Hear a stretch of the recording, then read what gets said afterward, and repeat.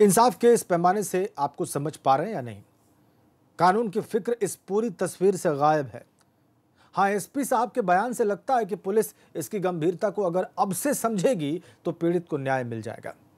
न्याय का एक ही तकाजा काम सही हो, और यही वजह है कि कोरोना को लेकर प्राइवेट अस्पतालों के बिलों पर, उनके काम करने के तरीके पर सवाल लोग उठाते आ रहे हैं।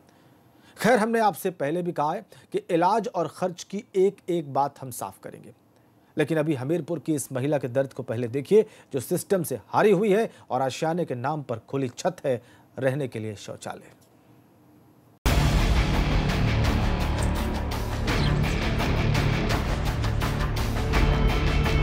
इस महिला की उम्र यही कोई 50 साल के आसपास की होगी। हालांकि घर की हालत तो सदियों पुरानी लग रही है। ऐसा लगता है कि जिंदगी की दुश्वारियों ने जाने कितने साल पहले से यहाँ बसेरा डाल रखा है। इस मुफलिसी का ताल्लुक किस्मत ने लिखा था, क्योंकि संतान तो पहले से ही नहीं थी, बस ले दे के पति का साथ था जो 8 साल पहले ही छूट गया। जिंदगी में खुशियां तभी से जमी तो फिर पिघल ना सकी। जिंदगी की सबसे बदतर तस्वीर देखने के बाद कोई तस्वीर अब पार्वती देवी को बुरी नहीं लगती। बुरा ये भी नहीं लगता कि शौचालय ही उनका आशियाना बन गया है। हालांकि बुरा तो बनवाने वाले को थोड़ा लगना चाहिए था कि शौचालय दे भी दिया तो बिना छत के वो उसकी इज्जत में कौन सा 4 चांद लगाएगा। एक अकेली महिला के लिए मदद के नाम पर, सरकारी खजाने से सौगात के नाम पर शौचालय जब दे ही दिया तो बाकी सुविधाएं भी लगे हाथ मुहैया करा देते। अगर ऐसा कर दिया जाता तो कम से कम रहने के लिए शौचालय और खाना बनाने के लिए खुली जगह तो ना होती। खुले में रह रही हूँ, घर नहीं, मकान नहीं है। पानी बरसते तो खुदी में बैठ रहती है। खुले में खाना नहीं बना पाती, भूखी फिरती रहती है। कोई जमीन खेती कुछ है? थोड़ा है खेत, वहाँ भी कहाँ है। विधवा पेंशन? विधवा पेंशन कहाँ मिलाती? ये नहीं मिला कुछ, कोटा में मिला थे दाना तो वापस एरी भर में देते, वो में कम मिला था। आपके पति कब खत्म हो गए थे? पति को मजे के दिन हो गया, 8-10 साल थे, क्या याद हो गई। कैसे खत्म हो गए थे? बीमार रहो तो बीमारी में कुछ पता न चलो।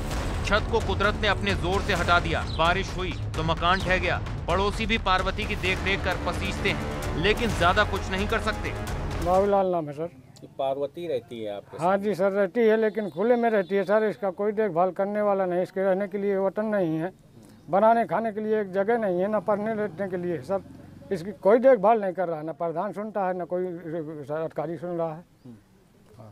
कितने सालों से? कम 8-10 साल से रह रही है सर। ऐसे खुले आम रहती है, कोई मतलब नहीं रहता कोई। पति की मौत पैसे के अभाव में सही इलाज न होने से हो गई थी। अकेली होने के बावजूद महिला को किसी भी सरकारी योजना का लाभ नहीं मिल सका। हालांकि अब जब ये मामला मीडिया के जरिए सुर्खियों में आया है तो अधिकारी भी अब उसे हर योजना का हकदार बताने लगे। हाँ, मेरे प्रकरण कल ही संज्ञान में आया था।